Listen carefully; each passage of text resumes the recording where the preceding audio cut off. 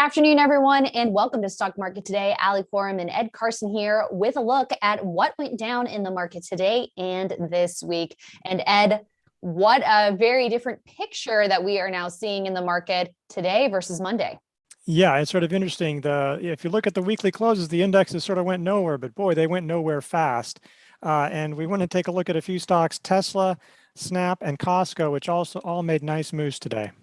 Yes, a roller coaster to nowhere, I guess, this week. Well, let's take a look at the NASDAQ on Think or Swim from TD Ameritrade. We have the candlesticks here. And on Friday, we had the NASDAQ close essentially flat for the day, shaking off early weakness. We had the S&P 500 and Dow finish in positive territory for the day. The Dow up 0.1%, the S&P up almost 0.2%, the Russell 2000 finishing Friday down 0.1%. But once again, a great finish to the week after a pretty scary Monday that could have been worse than it was. But walk us through each day of the week and how it progressed, Ed. Yeah, and remember, we started the week already under pressure because at the end of last week, the S&P fell below its 50-day line. So, we were already getting in trouble. The Dow was already below its 50-day line. The Russell was below there. So the NASDAQ was the lone holdout. And then we tumbled really hard in that day. Now, luckily, as you can see, we sort of closed, well, not at the highs, but well off the lows, because we were starting to think, boy, should we move into a correction call? Because it was down 3%. It was starting to look like a vertical violation. So, decent rebound, but still a big sell-off. Tuesday was sort of like, didn't really go too far. I mean, it didn't mean a whole lot. Let's be honest, it was sort of an inside day. But then Wednesday, we got good news. Obviously, on Monday, we sort of sold off in part on fears of default of this Chinese Evergrande. There was some positive news, sort of, for Evergrande. I don't want to make too much of it, but the markets rallied on it. Then the market continued to hold the gains or rally on the Fed. We already saw some leading stocks move on that point. I mean, growth stocks are really strong. I think that's part of it, too. And then on Thursday, really moved higher. Back above it, you saw a lot of things. The NASDAQ was already above the 50-day line, NASDAQ above the 21-day line, the S&P, the Russell above the 50-day line. And then today, we sort of came down, not to the 50-day line, but the S&P may have come close, but sort of came back, sort of testing maybe support levels. It's like, okay, are we going to come down? But then we bounced back. NASDAQ closed about flat, and the major indexes, other indexes, closed flat or slightly higher. So it was a strong finish to the week, even though it didn't move a whole lot. Right. Thank you for that day-by-day analysis. And now let's take a look at this on the weekly chart. So good, strong blue bar here. Yeah, sort of closing almost all the action we got. It was pretty nasty for a while, but we didn't spend much time there. You can sort of see how that was pretty thin there. Nice action. We basically sort of closed it, and all the indexes sort of broke their downtrend. So, I mean, really, I guess I forgot to tell the real story. On Thursday, we declared the market was back in a confirmed uptrend. So I'm sorry about that. But, it was because the indexes were getting above at that point, and the leading stocks were looking so strong as well. So it was just a really impressive performance. And this is why you have to be flexible. I mean, we're going to talk about that some more, but it's like on Monday, I think there was a reason to be defensive heading into Monday. And then on Monday, it's like, well, you don't know. We could, it was not looking good. But then you have to be able to change your mindset. Well, the market's looking better. There's a lot of buying opportunities. Maybe I'll increase my exposure again.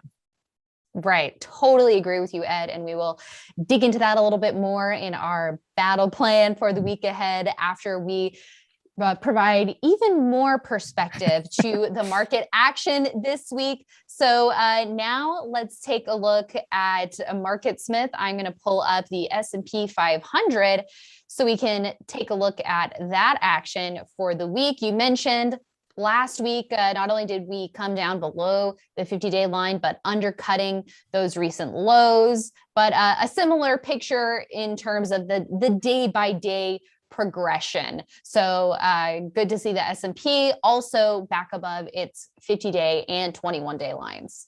Yeah, so just nice action because again, the S&P looked worse. It was starting to undercut like lows from a few months ago. Didn't rebound as well on Monday as the NASDAQ.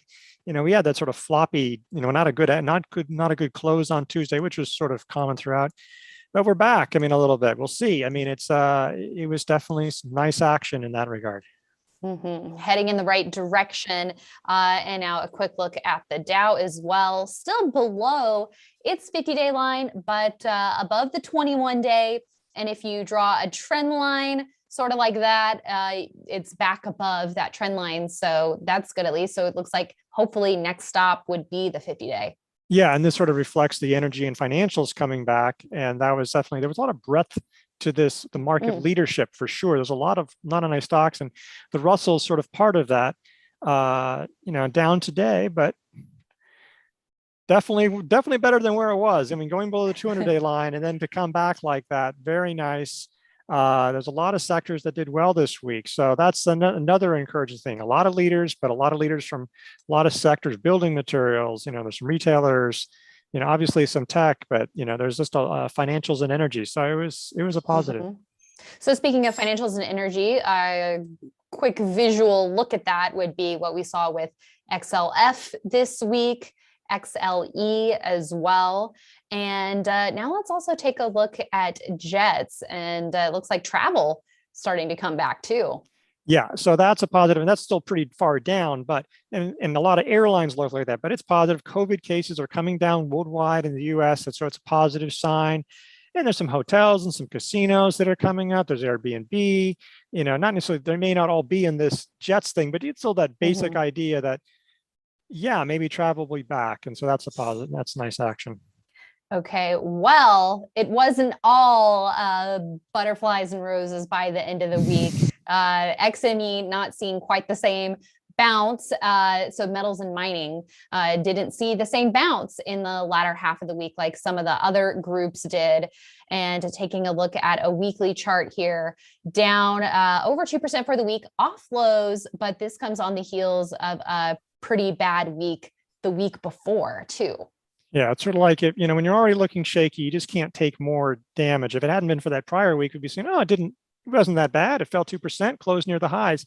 Yeah, it wasn't good action. They're getting hit by this Evergrande property use. They may not need as many materials, honestly.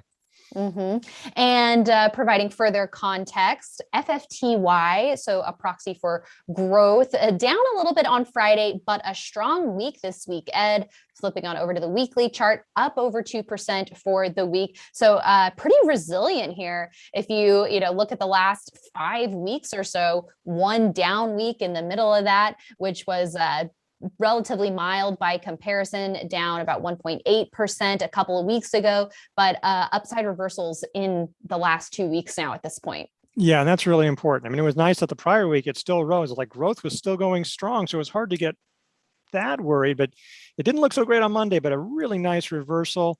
Nice to see the growth stocks. And this isn't just tech names, but there's a nice mix in here. And so this group is doing pretty well right now. It is. And what about the more speculative growth? ARKK from ARK Invest, proxy for that. So down 1.9% on Friday. For the week, down 3.6%. So what signal does that give us? Well, I mean, ARK tends to buy a lot of beaten down techs. I mean, that seems to be what they've been doing. They've actually been selling some of their winners, and they've actually sold a fair amount of their Tesla. Which I just, for whatever reason, but they sold a lot of their winning stocks or their higher price stocks, and the ones that are beaten down. There's definitely high flyers and a lot of high flyers in the IBD 50 that are working, but there's also a lot that aren't. So you can't just say, I'm going to take any highly valued one. Then this one may come around. Some of these beaten down names, they might have great. I'm not going to try to pick on it, but it's just that you can't assume, it's a growth stock. It's going to go up. You still have to look for the right, fundamentals and the technicals before buying something.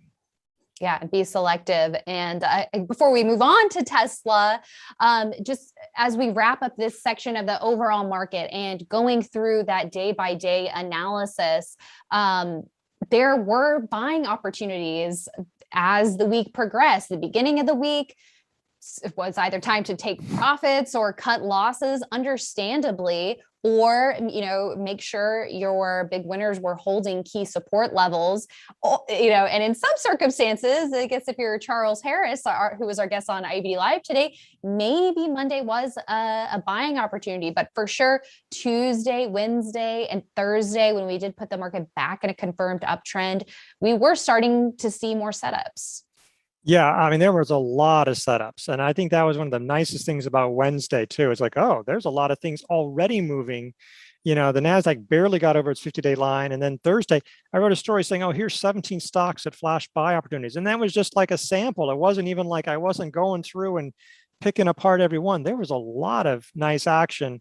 Even though we went nowhere, you can just sort of see breaking that downtrend, even though we basically ended where we were last Friday, it just looks so much different just where we are, even though the level exactly the same.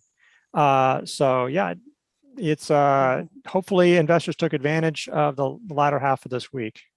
Yeah. So if you aren't watching IBD Live, that's a great place for ideas, but also Ed's daily article, as you mentioned, Ed, a lot of ideas and perspective on the market can be gathered through reading that every day. So we appreciate all that you do from that standpoint. And let's take a look at Tesla, your favorite company in the world. But the stock, it's hard to deny, has been on the move since bottoming in May. A little choppy, some head fakes here and there with its buy points, but looked like a pretty clear buy signal on Friday. It didn't. It did. I mean, I thought that there was a better shakeout when it had that aggressive entry at 7:30. It clearly came down. It's like, okay, you're shaking people out. On a daily, it sort of did on this chart. Like if you look at it, because there were a couple down days, but we recovered on one of those, the really nasty sell-off. We actually closed higher on that day.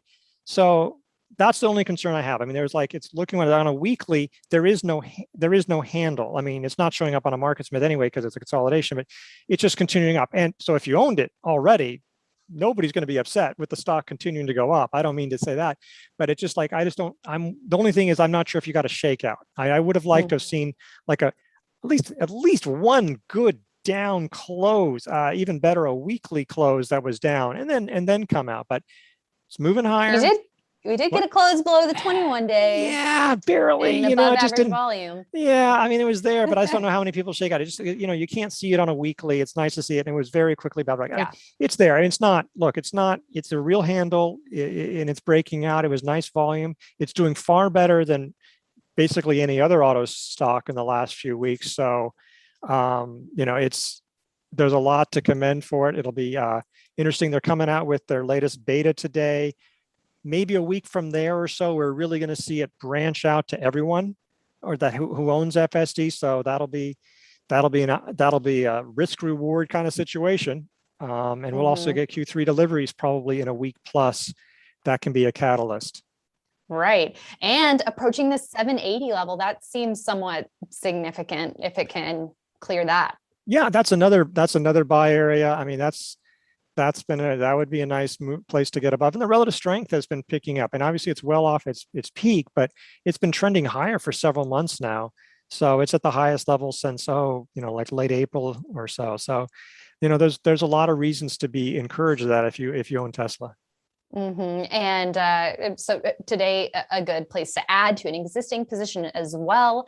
I believe that's what we did with Leaderboard, and it finished Friday less than 5% above the 21 day. And it's been respecting that for a little while here. And if you go on over to the weekly, one last thing to point out would be that it's about 8% above the 10-week line. So not too, even though it's had so many up weeks in a row, not too extended from that point of view, but we'll have to see what happens. We didn't get that shakeout, as you said. So is it going to be a breakout fake out like we've seen in the past? It could.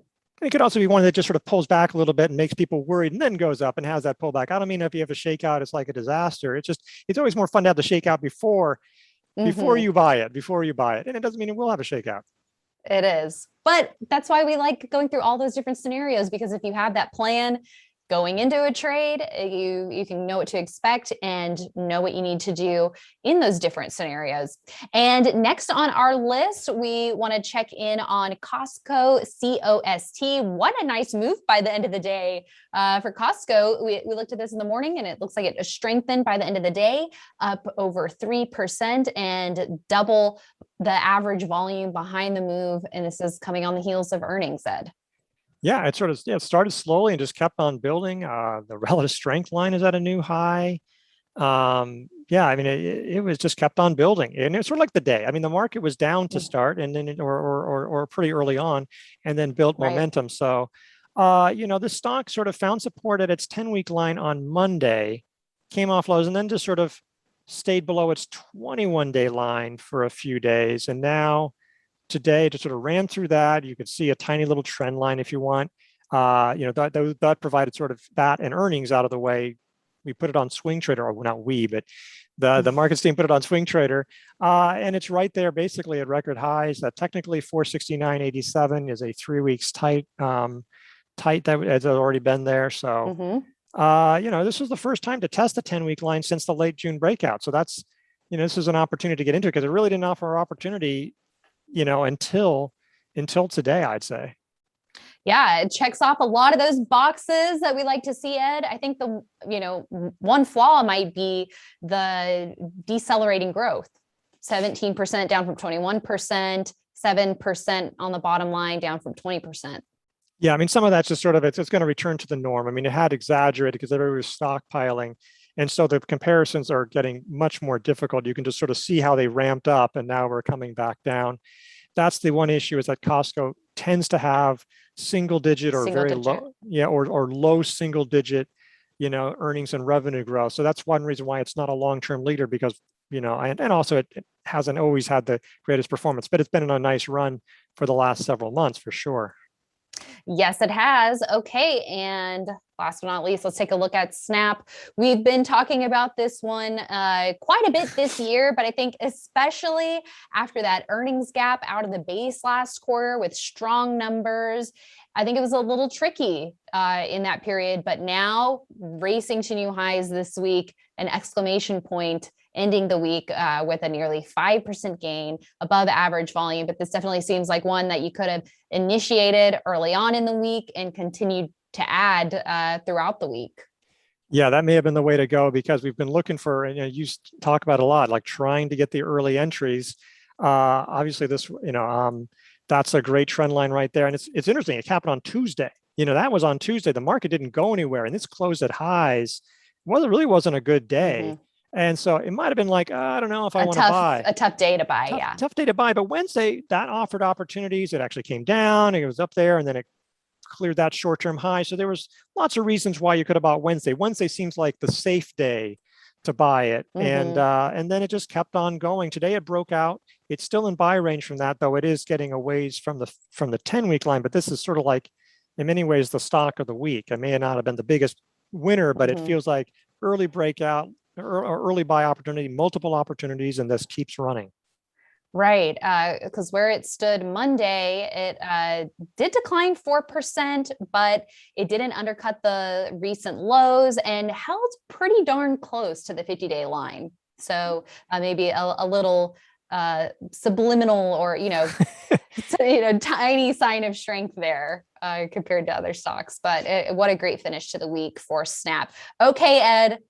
What should investors be doing now as they prepare for the week ahead? Because for active investors, this was probably a pretty active week of trading. Yeah, I mean, I'll be honest, like I know Charles Harris on IBD Live, and it's great. He was like, it was a deep dive with him, and he was interested in how he talked about it. He was buying some on Monday. I'll be honest, I sold a bunch of stuff. I was probably too heavily invested, and I got out. Now, for the most part, it turned out that would have been a mistake, but like in hindsight, but I didn't know where it was going to go.